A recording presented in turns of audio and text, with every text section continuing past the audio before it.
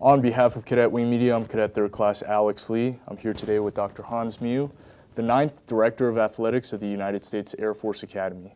Dr. Mueh was a 1966 graduate of the U.S. Air Force Academy and served time in Southeast Asia as an intelligence officer. In 1977, Dr. Mueh returned to the Academy as an Associate Professor of Chemistry, and after a stint with the Defense Intelligence Agency in Washington, D.C., Dr. Mueh rose to the ranks as the Academy's head of the Department of Chemistry. In 2004, Dr. Mueh retired as a Brigadier General and Vice Dean of the Faculty. Up until that point, he served as the Director of Athletics, but announced this year that he's hanging up his coat permanently for retirement. Dr. Mueh, thanks for being here with us today. My pleasure. Thank you. Let's start from the beginning. As a kid, what initially attracted you to attend the Air Force Academy and ultimately accept your appointment? That's actually an interesting story because typical 17, 18-year-old, I had no clue what I was going to do. I had really good grades in high school. I went to a big high school in Milwaukee. I ran track. Not very well, but I ran track. And it turns out, one day I was talking to my track coach about what I wanted to do. And he said, well, I'm a liaison officer for this new place out west called the Air Force Academy. Wow. First, I mean, it's the first I'd ever heard of the Air Force Academy, and certainly first time I ever heard from my track coach that he was a liaison officer.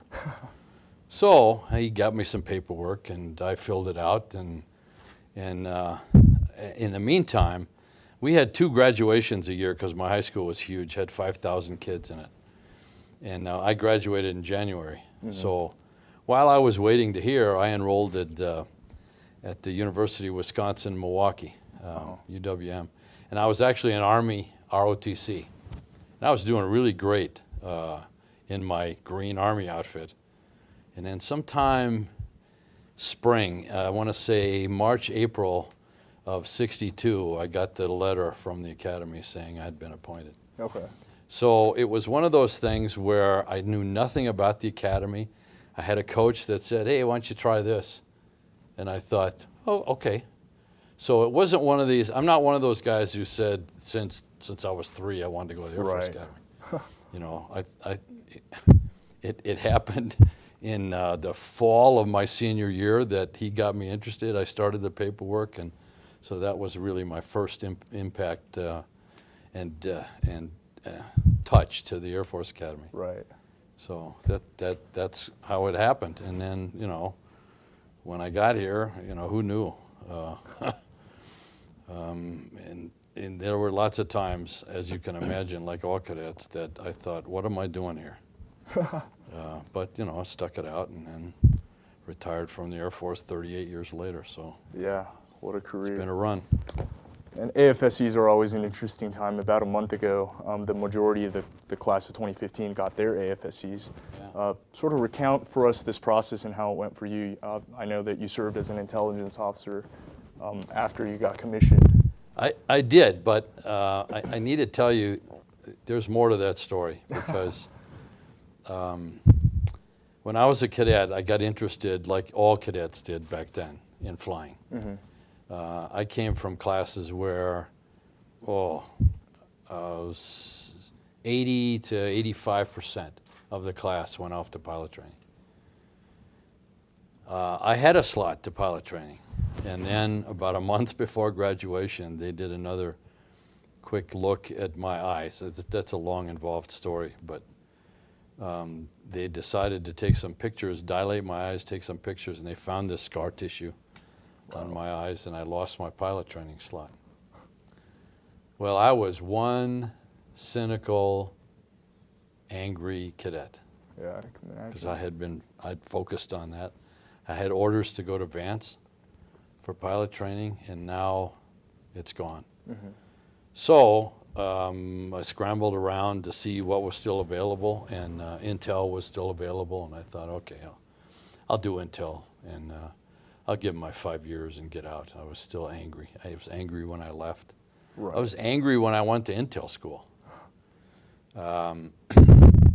which was kind of interesting because I had a guy in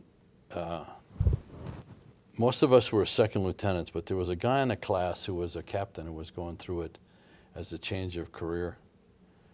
And one day he just took me aside, closed the door, just he and I in a room, and he said, "What are you doing?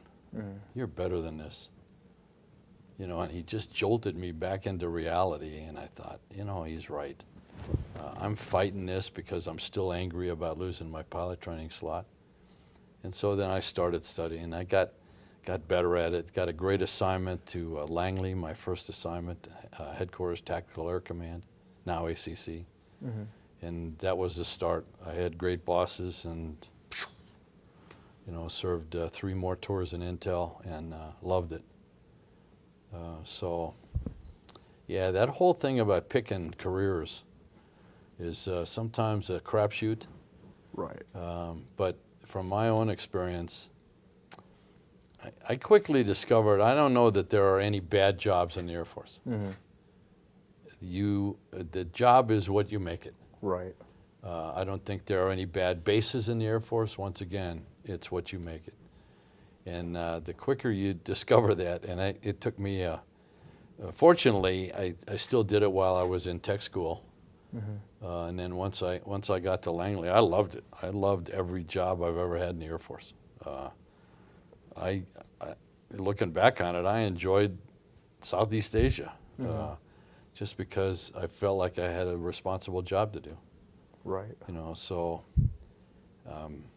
I know it was traumatic a while back because some of the people didn't get what they had hoped to get in terms of assignments. But anybody watching this, I'm here to tell you there are no bad assignments in the Air Force. So, and I'm living proof of that. So. Right. You touched on this a little bit earlier, but in your experiences as an officer, a leader, and a mentor, what's been your greatest success as well as your greatest failure? Ooh. You know, that's actually, it's funny. The greatest success to me is when my former students come back and hunt me down and come back and tell me what an impact I've had on their lives. You never know that while you're doing what you're doing, whether it's teaching or mentoring or whatever, inspiring, motivating, you know, whatever that is. Right. So I guess the takeaway there is you have to have your A game on all the time. You know, and I discovered that pretty quickly because cadets come to you with issues. You can't be down. You can't be short with them. You have to take that on and say, I'm going to do the best I can to help this cadet be the best officer that they can be. You know, and so when they come back, or they send me letters, or I'm on Facebook with a bunch of them now. You know, me on Facebook. That's a treat too. I even have a Twitter account, so I keep up with them a little bit on that. But the fact that they're reaching out to me still and telling me, you know, what an impact I had on them, I think that's what it's all about. In my other job as an intel officer, I do have some memories of things that happened when I was in Southeast Asia that I'm actually pretty proud of. Okay. I won't go into detail on that. It was kind of it's a tough war. Right. And a lot of mistakes that we made, a lot of good things, but a lot of bad things. And there were a couple of situations where I'm pretty proud to say I took the values that I'm pretty sure I developed. I probably had those from my parents, but I developed here, you know, the honor code for sure. But, you know, integrity first, service, excellence. That came into play a few times over there. And that was one of my strongest, I hate to call it success stories, but it was one of those things that sticks with you and you just go, yeah, I did the right thing. You know, and you're just proud of that. Absolutely. So, so those two, you know, inspiring cadets and doing the right job when you're out there. Mm-hmm. So, and yeah. Yeah, the academy's obviously been a huge part of your career. When you were a cadet here, did you imagine that so much of your future career would revolve around this academy and contribute to it? You know, if you took a poll of my classmates, again, it gets back to what happened to me toward the end of my cadet career here, and sadly, I got angry, I got cynical, I'm one of those guys that drove out the gate saying, "I'll never come back here. I'll give you my 5 years because that's what I owe you, and I'll never come back here." Sure. Well, it didn't take me long to turn that around. You know, the Air Force has been nothing but great for me. So, yeah, I have great memories. I wouldn't change a thing, you know, Okay. and that's saying a lot. Right. I mean, if you turn the clock back, I will always wonder how good a fighter pilot I might have been. You know, I think that's sort of natural because I was sort of focused on that. And I'll tell you the truth, it took me 10 years to get over that. Mm-hmm. I'd see planes flying over and I'd go, I should be in that plane. I should be in that plane, you know. And then the 10 years was sort of a milestone because 1976 is when I got my PhD at Wisconsin. And that was to me, that was a significant achievement because I really had to work hard to get that. I wasn't the smartest cadet, Right. but I will always be grateful to the Air Force for giving me the chance to go to grad school, and I didn't let them down. I mean, I graduated with honors from Wisconsin, and at that point I said, okay, I'm obviously on a different career path with my PhD than if I had been flying. Because if I'd been flying, I doubt if I would have been able to go to grad school Right. and do those things. So that was a great sort of fork in the road where I said, okay, enough. Now I'll press on and do great things with this. Mm-hmm. So then I came back to the academy, as you already said, and continued to try to inspire and educate cadets. Uh-huh. So. You've earlier in your career as a contributor to the academy, you've been heavily involved in the academic side of things. You ended up being the vice dean of the faculty. How did the transition from your contributions to the academic side of the academy, how did it transition to your ultimately where you are now with being the director of athletics and your involvement in Air Force athletics? You know, I'm not sure that would have happened at any other institution in the country. Mm-hmm. It happened here because we are all together in this mission of producing officers for the Air Force. Mm-hmm. It's not solely us, but Army and Navy, I think I would put them in the same boat. Athletics is a huge part of your development. Mm-hmm. I feel strongly about that. So when I was vice dean, and I was at the time also volunteering to be the faculty athletics representative, I was the officer representative to the football team, et cetera. So we did lots of things athletically related, but at this institution, that's almost seamless. Right. You know, at other institutions where the athletic department is so far removed from the rest of the campus, both physically and literally, right. It's different. Here, I mean, we were all one voice. So when I was vice dean, I was involved in a lot of athletic things anyway. So the transition, when General Rosa, who was the superintendent that picked me to be the athletic director, when he called and said, "Hans, how'd you like to be the athletic director?" it didn't seem that much of a stretch because we were all kind of seamlessly joined anyway. Mm-hmm. You know, especially at the senior levels. Between the dean, the comm, and the athletic director, we're all on the same page. Right. So stepping in here, and plus, interestingly, when I was the faculty athletics rep working for the superintendent as a liaison between the faculty and the athletic department, I got into the business. Randy Spetman, Colonel Randy Spetman was the AD at that time. He and I are still great friends. And he let me run selection committees, do the budget, get involved in the business of athletics. So when General Rosa asked me to be athletic director, the learning curve wasn't all that steep. I already knew all the coaches. Right. I sort of knew the business, but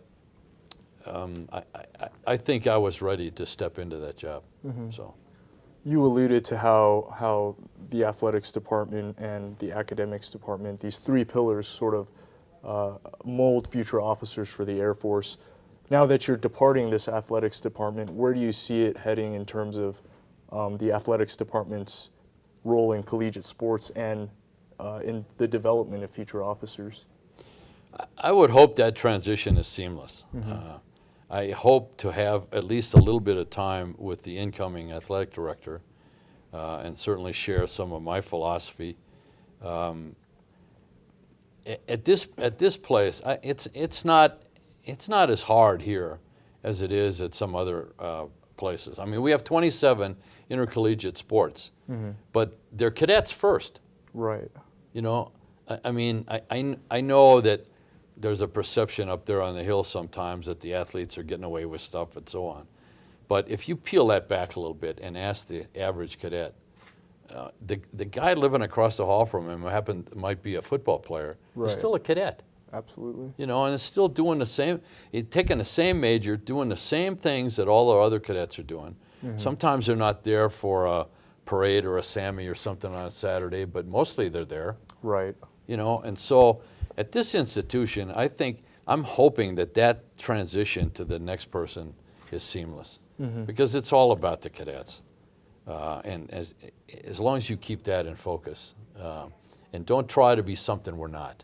Right. We're not Ohio State, we're not Texas, we're not the big athletic powers, but we hold our own. And what we do in athletics and competition, I still believe provides exactly the kind of courage, stamina, teamwork, self-discipline, self-confidence, all of those things you want in an officer. Right. You know, so I think that's going to be an easy sell. If the new AD just lets this great staff in the athletic department help he or she with this, it'll be easy. Okay. So. On one hand, you've been a permanent professor of chemistry. On the other hand, you've been heavily involved in athletics. In your experiences in both, do you see that there's one thing that academics offers to officer development that athletics doesn't?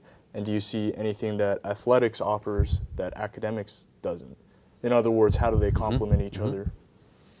Yeah, that's actually a really good question. I've thought about that through the years. I think I was a better intelligence officer because of the analytical skills that I learned in academics. There's a transition of academic maturity that people have to go through that you really can't get down here. Okay, let's face it. There are a lot of things you can get down here. Decision making, the stuff I already talked about in terms of stamina, courage, and all of those other things. But there's a baseline of knowledge that people have to have, okay, in order to make intelligent decisions. Like I said, I know I was a good intel officer because I was a good chemistry student. And because of that analytical ability. And it's not just chemistry. It's anywhere you go, any academic program you have where you have to make a decision, as you mature, that decision making gets better and better and more mature, and you weigh more and more factors in your final decision. I mean, that's academics. Right. You know, when it comes down to it, you take a test, you're making decisions. And the more knowledge you have accumulated, the easier that decision is to make. So that's that academic growth thing. And that certainly separates that piece from what you do down here. Right. I think they complement each other because there's this self-confidence piece that overlaps between academics and athletics. And when you build that confidence through repetition, through knowledge, through repetition down here, and you get almost instinctive. Well, that happens in your majors too. No matter what major, whether it's bio or management or law or whatever, as you develop academically, you get much more confident. And it's same thing here. The more you practice, the more you do your sport, you develop all of those same kind of skills. Right. You talked about your own struggles as a cadet with cynicism, for the lack of a better word. In my own brief experience as a cadet, I've seen sort of a growing mindset or a trend of people, cadets who question whether or not they'll stay in the Air Force beyond the required service following graduation. And you talked about how you sort of questioned this yourself as well. In your experiences, what would you say to the cadet who's thinking about these issues right now? You know what I tell that cadet? I tell that cadet, don't worry about it. You're normal, because I think every cadet in the history of the academy has had a little bit of that cynicism. Sure. You know, when the interesting thing is, and I have personal experience, because when you're here, you're always fighting the commandant, you're always fighting the dean, you're always fighting policy, whatever it might be, okay? Sure. But when you're away from the academy, and you know this is true, you will defend this institution to the hilt. Right. Okay, somebody attacks the Air Force Academy, and you'll stand up for it, because you're proud to be here, because you're proud of everything that you have to do. But in the midst of it, you know, one of my favorite quotes comes from Winston Churchill. In the midst of events, there is no perspective. Okay, he was talking about the Second World War. Right. But, I mean, the same thing kind of holds here. When you're a cadet at the Air Force Academy, you don't have that perspective. You know, you're just reacting to policies you don't like, to, you know, things that come down, and you feed on each other in terms of that cynicism. So, yeah, I was cynical when I left, but that went away pretty fast, because my pride in this institution kept growing the longer I was in the Air Force. Right.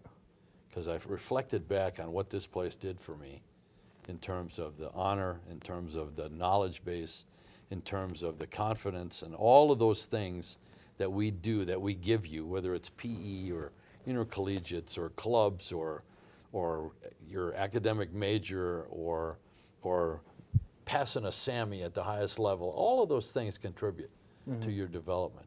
And you don't really realize that until you're out there a ways. Right. So, yeah, I wouldn't worry about the cynicism. It's your last year here, excuse me, as the athletics director. The football program has seemed to had a complete turnaround from last season, and the Commander-in-Chief trophy is back at the Hill. Back where it should be. Yeah. What's that mean to you? Well, you know, it's kind of funny. If I had retired last year, I would forever look back on this going, man, boy, I pulled the trigger too fast. Because last year was a tough year. Right. For a lot of reasons, other than just competition. I mean, with sequestration and with everything that was going on, it was just really, really hard. I think we've turned that corner. I think General Johnson has done a good job in putting pieces together and fighting for the future of this academy. And so I'm just happy that I hung around. It's almost like the teams have set record performances just for me. That's what I want to believe. But I know that's not the case, but I'm so proud of the cadets. I mean, we've won more volleyball games, women's volleyball games in the conference than ever, more women's soccer games than ever. Our cross-country teams, swimming, we put 8 swimmers into the nationals. I mean, and I can go on and on of the successes that we've had, and let alone the football team. You know, and so, I mean, it's just been phenomenal. And you know what it's like here. When the football team's winning, everybody's happier. Absolutely. The whole spirit of the place. And that's not new either. When I was a cadet, in 1962 and 3, we had some pretty decent teams early on. And so, you know, back then as a dually, you win a football game, you get a pass, you know, and so it's always nice to win football games. Yeah. It has something, it creates just positive vibes at the institution. Mm-hmm. So it's been a phenomenal year, and I can't thank these athletes enough for the job they've done. Absolutely. And in a couple months here, the Air Force Academy is about to mint nearly 1,000 new second lieutenants into the active duty Air Force, the operational Air Force. You spent time as a cadet, as an officer, and as an Air Force civilian. If you had one piece of advice to offer to those 1,000 new second lieutenants, what would it be? You know, I have a canned response for that, but it's really real, and I've already mentioned some of that to you. Mm-hmm. And my advice is, don't ever look back. There's nothing you can do about anything that happened behind you. Mm-hmm. Always look forward. And secondarily to that is, take some chances. Mm-hmm. Life's too short and too boring to not take some chances. Right. Risk takers, you know, be a risk taker. And that gets back to that self-confidence, all of those things you learn here at the academy. But the biggest one is, you know, life is full of little disappointments. If you dwell on those disappointments, you'll bury yourself. You'll just bury yourself in nightmares and you know, just never be at peace with yourself. But if you just put it behind you and say, okay, I'm learning from that experience and I'm pressing forward. Mm-hmm. That's my biggest piece of advice. Absolutely. Now that you're hanging up your coat, per se, and headed for retirement, my final question is there anything left on your bucket list? I know you've done a lot. Actually, I have a lot of things left on my bucket list. One of my well, I would say the best friend I have on the planet is a former chair of the chemistry department before me. Mm-hmm. And he's gone off to do some great things, Dr. Harvey Schiller. He's actually coming in to retire me. Also a retired brigadier general. And he's former CEO of the Yankees, president of Turner Sports, Braves, etc. He's currently helping to run the next America's Cup international sailing event. That'll be held in 2017 off of Bermuda. And so he and I have it on our bucket list to do something together. Okay. And he's got his hands into so many things that I'll just sort of rely on him to bring me into where he thinks I can do the most good. I would love, we started working together here in the chemistry department. He went his way, I became the chair, and so it's about time to bring us both together again and do something together, because we're a pretty good team. Okay. So that's my bucket list. Sounds Plus, exciting. My wife has a list about this long of all the things we've been saving for 52 years of government service. Unbelievable. Sounds very exciting. And again, that's Dr. Hans Mueh, the 9th Director of Athletics here at the Air Force Academy. Thank you so much for being here with us. Thank you. Thank you. I appreciate it.